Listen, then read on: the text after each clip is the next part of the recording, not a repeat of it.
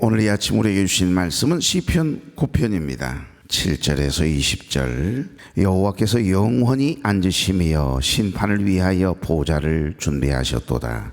공의로 세계를 심판하시며 정직으로 만민에게 판결을 내리시리로다. 여호와는 압제를 당하는 자의 요새이시요 환난 때의 요새이시로다. 여호와여, 주의 이름을 아는 자는 주를 의지하오리니 이는 주를 찾는 자들을 버리지 아니니이다.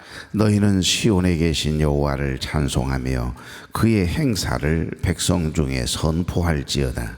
피 흘림을 신문하시는 이가 그들을 기억하시며 가난한 자의 부르짖음을 잊지 아니하시리다. 여호와여, 내게 은혜를 베푸소서. 나를 사망의 문에서 일으키시는 주여, 나를 미워하는 자에게서 받는 나의 고통을 보소서. 그리하시면 내가 주의 찬송을 다 전할 것이요 딸 시온의 문에서 주의 구원을 기뻐하리이다. 이방 나라들은 자기가 판 웅덩이에 빠지며 자기가 숨긴 그물에 자기 발이 걸렸도다. 여호와께서 자기를 알게 하사 심판을 행하셨으며 악인은 자기가 손으로 행한 일에 스스로 얽혔도다. 악인들이 수월로 돌아가며 하나님을 잊어버린 모든 이방 나라들이 그리하리로다. 궁핍한 자가 항상 잊어버림을 당하지 아니하며 가난한 자들이 영원히 실망하지 아니하리로다. 여호와여, 일어나사 인생으로 승리를 얻지 못하게 하시며 이방 나라들이 주 앞에서 심판을 받게 하소서. 여호와여, 그들을 두렵게 하시며 이방 나라들이 자기는 인생일 뿐인 줄 알게 하소서. 아멘. 좌우로 인사 나누죠. 좋은 아침입니다. 참 좋은 아침이네요. 이 아침 첫 시간 하나님께 드리기 위해서 거룩한 발걸음을 드신 여러분, 또 가정에서 유튜브를 통해 함께 예배에 참여하고 있는 우리 교회 여러분, 주의 이름으로 축복합니다. 토요일은 시편 강해입니다. 여러분, 시편 얘기 9편은 다윗의 간증이 담겨있는 감사의 노래라고 하는 말씀을 드렸습니다. 이 시에서 다윗은 하나님이 어떤 분이신지를 노래하면서 하나님께서 행하신 놀라운 일, 귀한 일을 간증하고 있거든요. 여기 1절, 내가 전심으로 여호와께 감사하며 주의 모든 기이한 일들을 전하리이다. 내가 경험했던 하나님, 내가 만난 하나님, 그 하나님은 어떤 하나님이냐, 이런 하나님이었어, 이렇게 간증하는 내용의 시거든요. 우리가 지난주에 다윗이 불렀던 간증이 담겨있는 감사의 노래, 첫 번째는 3절부터 8절 말씀이었다라고 하는 말씀 나누었는데, 쉽게 말씀드리면 하나님은 다윗의 억울함을 다 알고 계셨다. 모르는 게 없으시죠. 무소부지하신 하나님, 아니 계신 곳이 없으신 하나님, 엘샤다이 하나님, 못하신 것이 없으신 전능하신 하나님이신데 뭘 모르겠습니까? 그냥 침묵하고 계실 뿐이고, 방주에 집어넣어놓고 기억조차 하지 않으시는 하나님이 아니라 다 기억하사 다 알고 계셨어요. 힘들게 그 방주 안에 있는 그 가족들 8명을 다 기억하고 계셨어요. 그 짐승들 다 기억하고 계셨다라고 하는 말씀, 어디 아침 말씀이지 않습니까? 여러분, 다윗의 억울함을 아시고 의로우신 재판장으로 또한 친히 변호해 주셨다. 다윗은 인생을 살아보니까 하나님은 반드시 불의한 자를, 악한 자를, 남을 아프게 하고 힘들게 하는 그런 사람들을 반드시 그 죄값에 따라서 심판하시는 공의로우신 재판장이심을 시간이 지나놓고 보니까, 그때 당시에는 침묵하신 것 같고 아니 계신 것 같고, 하나님이 살아계신다면 어떻게 악을 행하고 불의를 행하는 저들을 가만 놔둘 수 있습니까? 라고 막 마음에서 불의를 하고, 이게 불공평한 것 같고, 악인들은, 불의한 자는 하는 일마다 잘 되는 것 같고, 뭐 하는 것마다 대박이고 말이에요. 이럴 때 이제 사람은 낙심하게 되지 않습니까? 그러나 결국에는 시간이 지나놓고 보니 그들은 심판의 대상이 되고, 믿음으로 참아가면서 양보하면서 억울하지만 속상하지만 이겨내며 기도하며 살아가는 사람은 종국에는 반드시 하나님이 붙잡아 주시고, 할렐루야, 그리고 반드시 은혜를 주시더라는 거예요. 지금 그 간증을 하는 겁니다. 하나님은 다윗의 억울함을 아시고 의로우신 재판장으로 친히 변호해 주셨대요. 다윗이 지금 그 고백을 하고 있거든요. 힘들고 어려움에 처해 있을 때는 모든 것이 불공평한 것 같고 하나님이 아니 계신 것처럼 느껴졌는데, 너무너무 많은 손해를 보는 것 같고 손해되잖아요, 괜히. 내가 이렇게 손해를 볼 이유가 없는데, 그런데 참아야 될 때 또 손해보는 것처럼 억울할 때가 있잖아요. 여러분, 그렇게 고백을 하면서 간증을 하거든요. 그러나 인생을 살아보니까 끝내는 결국 하나님은 분명히 선과 죄에 대해서 분명히 보호하시는 하나님이시라는 거, 그것을 경험했다라고 하는 고백입니다. 3절 보실래요? 내 원수들이 물러갈 때에 주 앞에서 넘어져 망한 민이다. 다윗은 지금 하나님께서 친히 싸워주시고 내가 싸운 것 같았는데 아니래요. 내가 한 것이 사실 없다는 겁니다. 내가 다윗이 용맹스럽고 확실히 군인이죠.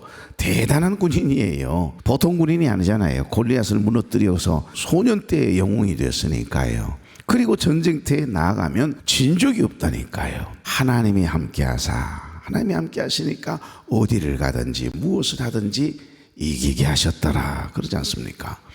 여로왕들의 역사를 보면 모든 여로왕들의 하나님의 심판의 기준, 다윗과 같이 행하면 된다는 거예요. 다윗처럼만 해라. 다윗이 기준이었거든요. 그 정도로 하나님의 마음에 합한 사람이 다윗이었다라고 할 말씀이죠. 4절 보십시오. 주께서 나의 의와 송사를 변호하셨으며 보좌에 앉으사 의롭게 심판하셨나이다. 아멘이죠. 다윗은 하나님의 심판대 앞에 자기 억울함을 아뢰었고 하나님께서 공의로 판결해 주셨다라고 하는 고백을 하고 있습니다. 제가 지난주 아침에 민혁당 사건이나 인혁당 사건 여러분 아세요? 좀 비슷한 점이 있어요. 간첩 조작 사건이니까요. 무고한 사람들에게 이제 간첩이라고 이렇게 뒤집어 씌워서 그 순간의 어떤 어려움들을 이렇게 벗어나려고 8명을 바로 직결 처리해서 다 사형시켰잖아요. 그들은 관련도 없는데, 그런데 결국에는 몇십 년 지나고 나서 그 후손들이 계속 항소를 해가지고서 무죄 판결을 받았잖아요. 근데 이미 가정은 깨질 대로 다 깨지고 그 자손들은 얼마나 큰 불이익을 당하고 어려움을 당했겠어요. 그런 억울함들이 우리 주위에도 여전히 비일비재하다는 겁니다. 여러분, 우리가 억울하게 했을 때 이야기를 막 하는데 그게 사실이 아닌 게 너무 많거든요. 나라를 좀 생각하면 좋겠는데 지도자들이, 그래서 참고 기다리면 언젠가는 진실은 드러나는 거니까. 여러분, 오늘 여기 보시면 너무너무 억울하고 속상할 때 다윗이 한 게 뭐죠? 기도해요. 그 억울함을 사람에게 달려가서 토로하거나 내 편을 만들거나 이런 일은 하지 않았어요. 오로지 힘들고 어려운 일을 당하고 불의한 자들이, 악을 행하는 자들이 승승장구할 때 우라통이 터지고 살고 싶은 생각이 없을 만큼 속상하지만 그냥 하나님 앞에 그 억울함을 호소하며 하나님은 아시지요. 또 내 양심은 알잖아요. 그러면 하나님 앞에 기도하거든요. 지금 이 고백입니다. 여기 4절 말씀에서 쭉 보시면 이런 내용이에요. 나는 이렇게 읽었다는 말씀 드렸죠. 여러분, 하나님은 내 편이 되어 주셨습니다. 아무도 내 말을 믿어주지도 들어주지 않았을 때 하나님께서 내 형편과 사정을 아시고 내가 얼마나 억울해 했는지를 다 아시고 위로해 주셨으며 친히 의로우신 재판장이 되어 주셔서 내 무죄를 판결해 주셨습니다. 멋있잖아요. 우리 하나님이 판결해 주시는 게 그게 진짜 아니겠어요? 사람들이 이러쿵저러쿵 한다 할지라도 하나님이 아니라면 아닌 거예요. 하나님이 맞다 그러면 나는 죄인인 겁니다. 여러분, 이보다 더 큰 은혜스러운 간증이 있을까요? 다윗은 늘 하나님과 통했습니다. 말이 통하고 마음이 통했지요. 그의 삶은 늘 하나님과 교통하는 삶이었습니다. 그래서 아무리 억울해도 하나님, 나를 알아주시는 하나님이 계신다는 게 큰 위로였고 그게 삶의 에너지, 능력이었어요. 그게 파워거든요. 진실하면 상처 안 받거든요. 시간이 지나면 알게 될 것을 알거든요. 하나님은 살아계신 분이시기 때문에 반드시 나의 힘듦을, 어려움을 다 알고 계시고 내 부르짖는 기도의 소리에 응답해 주실 것을 믿는 믿음이 있다면 참아낼, 이겨낼 힘이 있을 것 아니겠어요?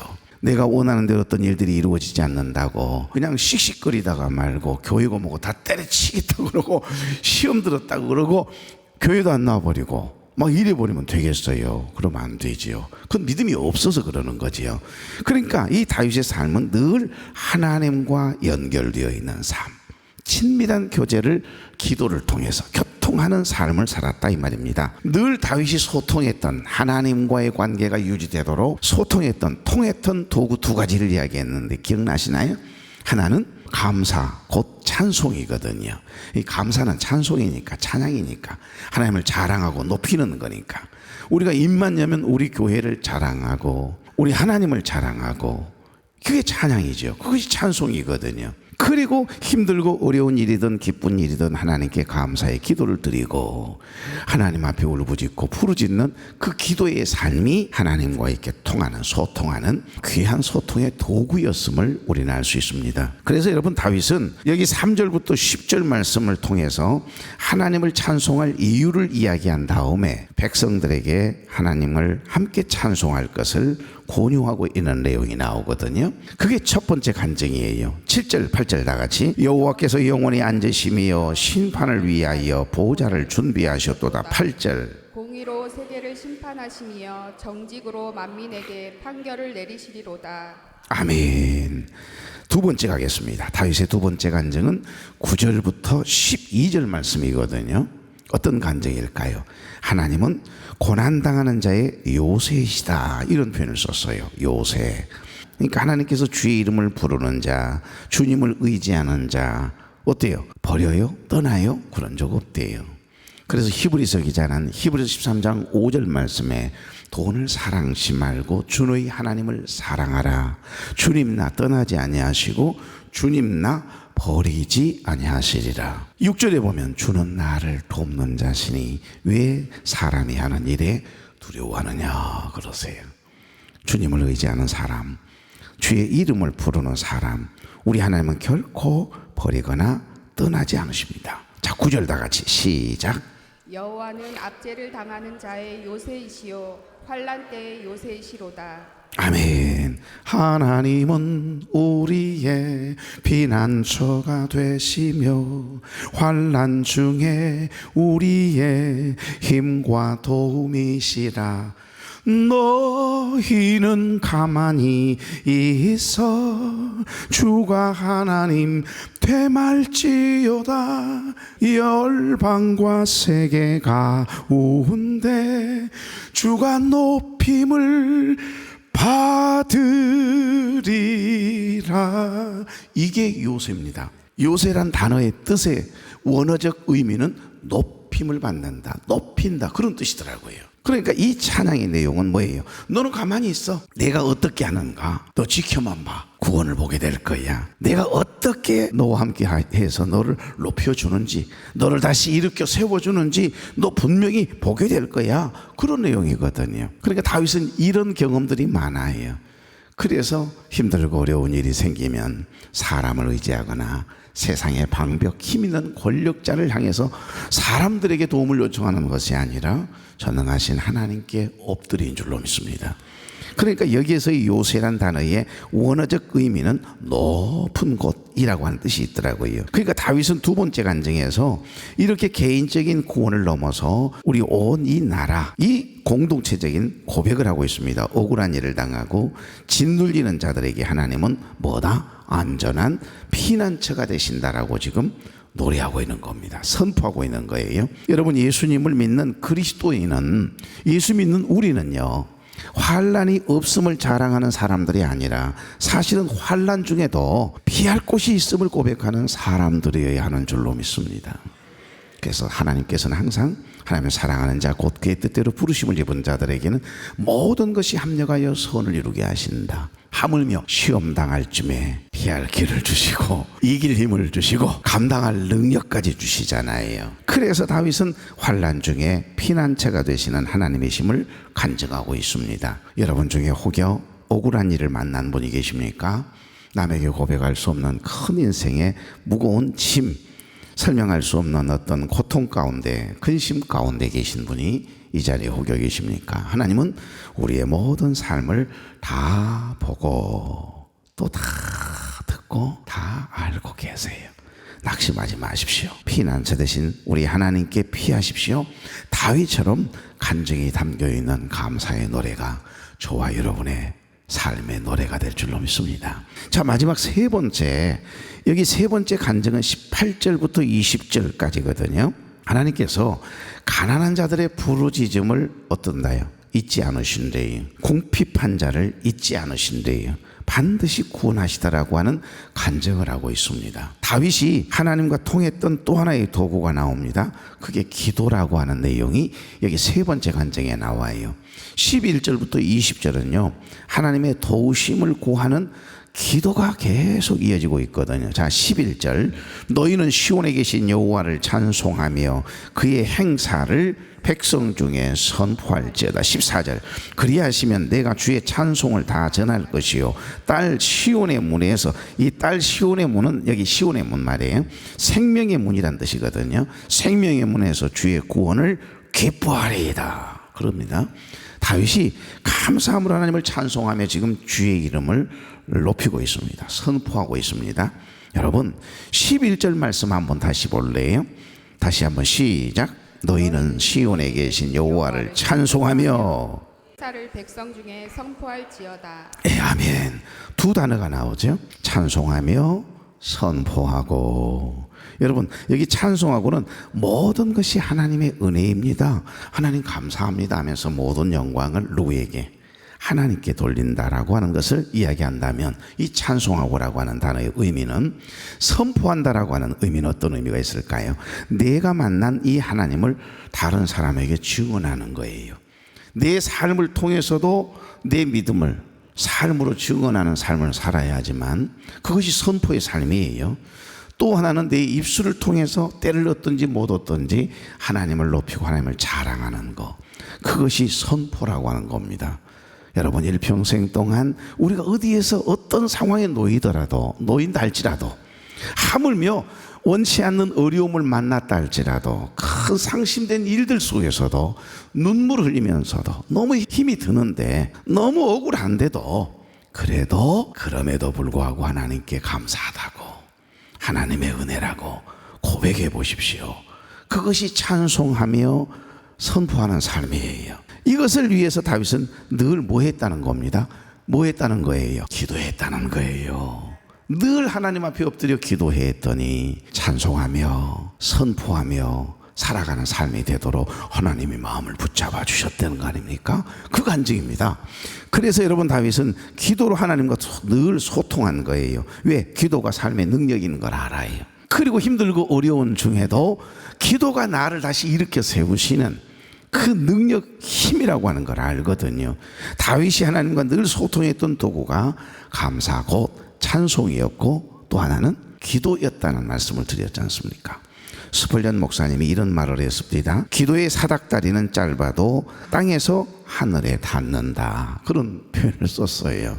기도의 사람답게 하나님은 우리의 부르짖음을 다 들으세요.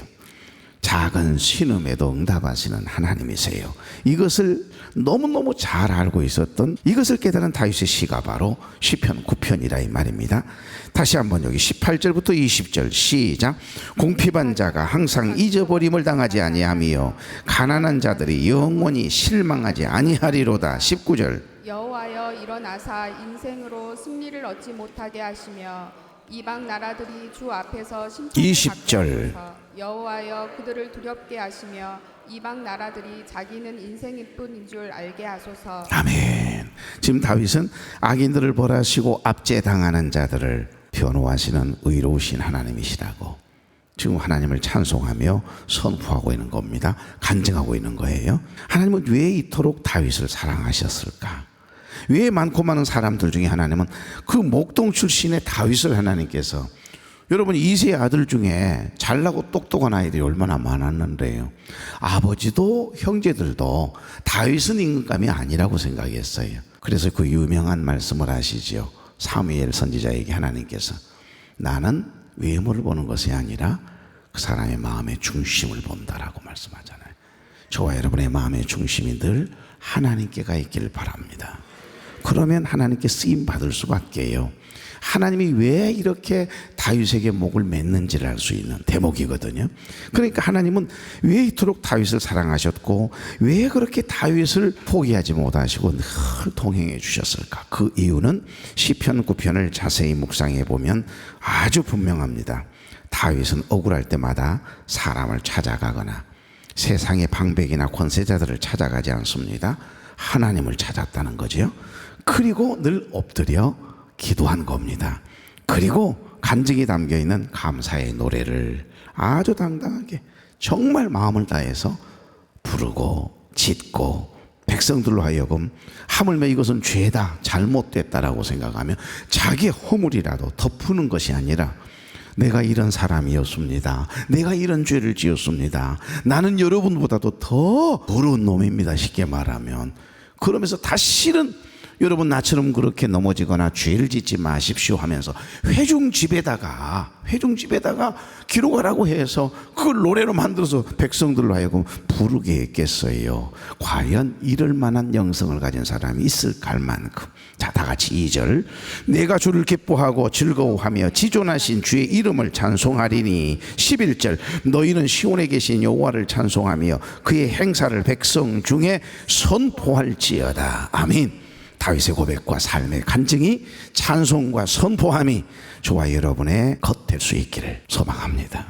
여러분, 다윗처럼 우리의 삶의 모든 순간순간, 이 순간순간이 살아있는 간증이 담긴 감사의 노래가 되게만 하면 우리의 삶은 다윗 이상으로 멋진 삶을 살아갈 거예요. 여러분, 감사는 감정이 아니에요. 믿음의 반응입니다. 그래서 내 입술을 열어서 어떤 이야기를 할 때, 상대와 대화를 나눌 때 감사가 많은가 적은가를 보고 만나시오. 그 사람이 정말 은혜스러운 말을 많이 하는지 안 하는지를 보고 상대를 하시라니까요. 100% 맞습니다. 감사는 감정이 아니에요. 믿음의 반응이에요. 여러분, 힘들고 어려운 중에도 하나님의 은혜라고, 목사님 너무나 하나님께 감사해요, 가만히 생각하니 하나님의 은혜가 아닌 것이 없어요, 이렇게 고백하는 분들 분명히 힘든 걸 알거든요. 물리적으로 힘들지 않을 수가 없거든요. 그 인생이, 그 삶의 형편이 가만 들여다보아도 지금 암이 세상에 계속해서 재발되는 바람에 5번째, 6번째 재발돼가지고 수술하고 항암 치료를 받고 있는데도 목사님 난 너무 감사해요, 하나님의 은혜예요. 그 고백을 하면 괜히 마음이 숙연해진다니까요. 여러분, 왜 그럴까요? 왜 그런 고백을 할 수 있는 것일까요? 믿음이 있어서 그러는 겁니다. 그럼요, 믿음이 없는 사람은 이런 고백 못합니다. 입만 열면 원망합니다, 불평합니다, 남 이야기합니다. 하지만 그 사람에게서 하나님의 은혜라고 하는 고백과 감사의 노래가, 간증이 여러분 없다면 그 사람은 믿음의 사람이 아니에요. 육에 속한 지극히 육적인 사람이라는 것을, 나 이런 사람이야 라고 그의 말을 통해서, 그의 행동을 통해서 지금 증언하고 있는 겁니다. 무엇을 오늘 이 하루의 삶 가운데 증언하며 살기를 원하십니까?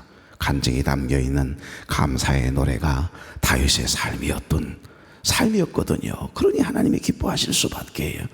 그랬을까요? 영국의 유명한 설교자였던 찰스 스펀저 목사님은 이런 말을 했습니다. 이 시편을 가리켜 하나님의 공의와 은혜가 만나 영혼을 흔드는 감사의 찬양으로 피어난 시편이다, 그런 표현을 썼어요. 감사는요, 하나님을 아는 데서부터 시작이 돼요. 하나님이 어떤 분인가를 알지 못하니까 그 상황에서 감사보다는 원망과 불평이 자꾸 쏟아지는 겁니다. 깨닫는 아침 되기를 바랍니다. 감사란 기도의 동기가 선할 때 나타나는 하나의 특징적인 삶의 열매거든요. 항상 기뻐하라, 쉬지 말고 기도하라, 범사에 감사하라, 이는 예수 그리스도 안에서 너희를 향하신 하나님의 뜻이니라고 말씀하지 않습니까? 여러분, 오늘 간증이 담겨있는 다윗의 감사의 이 노래를 가만히 묵상하면서 나의 삶을, 나의 영성을, 나의 신앙을 한번 돌아보십시오. 말씀을 맺습니다. 다윗처럼 억울한 순간에도, 힘든 순간에도 믿음의 주요 또 온전케 하신 인 예수 그리스도만 바라보며 찬송할 수 있는 믿음. 어떤 상황 속에서든지 하나님께 감사하다고, 그럼에도 불구하고 하나님을 사랑한다고, 하나님의 은혜라고 고백할 수 있는 살아있는 감사의 간증이 담긴 감사의 노래가 저와 여러분의 것 될 수 있기를 주의 이름으로 축복합니다. 존귀하신 하나님, 오늘도 다윗의 간증이 담긴 감사의 노래를 묵상하며 은혜를 나누게 하시니 감사합니다. 우리의 작은 신음에도 응답하시는 하나님, 억울한 일을 당하고 원치 않는 일을 만나고 힘들고 어려운 일을 만났을 때에도 우리의 감사가 형식이 되지 않게 하시고 다윗처럼 감사와 회개와 기도로 하나님의 이름을 선포하고 찬송하며 간증하는 삶을 살아내도록 기름 부어 주시옵소서. 오늘로 주일을 준비하기 위해 이 새벽 단잠을 깨워 거룩한 발걸음을 뗀 사랑하는 종들이 여기 있습니다. 종들의 머리 위에 신령한 성령의 기름을 부으시고 인쳐주시고 사랑하는 종들과 친히 동행해 주시어서 복에 복을 더해 주시고 지경을 넓혀 주시고 환난을 벗어나 근심이 없는 복 있는 종들의 삶이 되도록 하나님의 인자를 더하여 주시옵소서. 예수 그리스도의 이름으로 축복하며 기도하옵나이다. 아멘.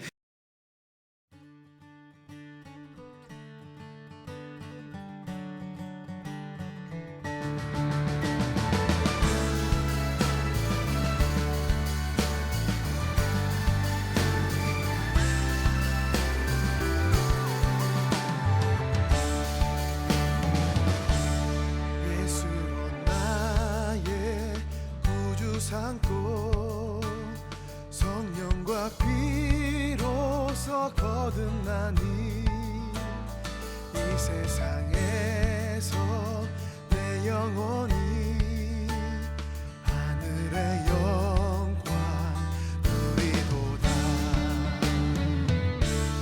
온전히 주께 맡긴 내 영 사랑의 음성을 듣는 중에 천사들 왕래하는 것과 하늘의 영광 보이로다.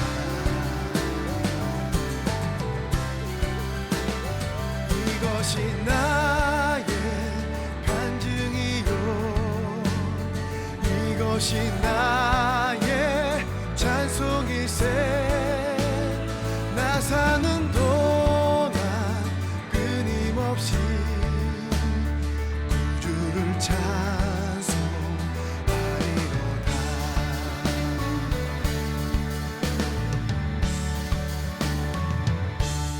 주 안에 기쁨 누림으로 마음의 풍랑이 잔잔하니 세상과 나는 간 곳 없고 구속한 주만 보이도다.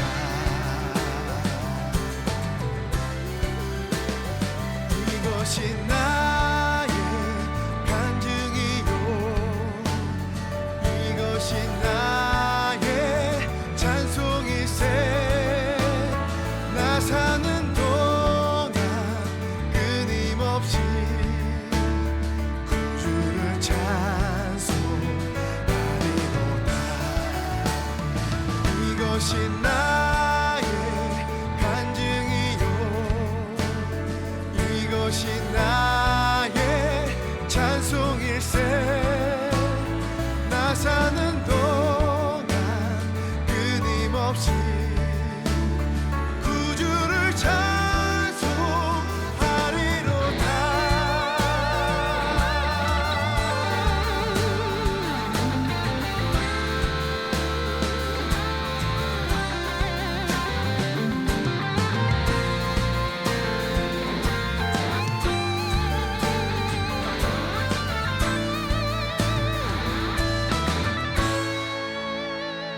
예수로 나의 구주 삼고 성령과 비로소 거듭나니 이 세상에서 내 영혼이 하늘의 영광 누리도다.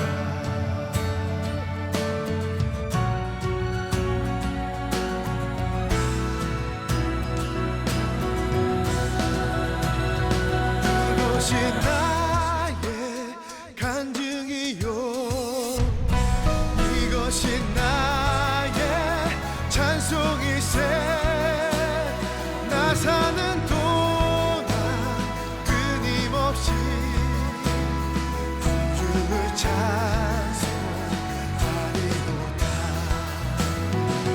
이것이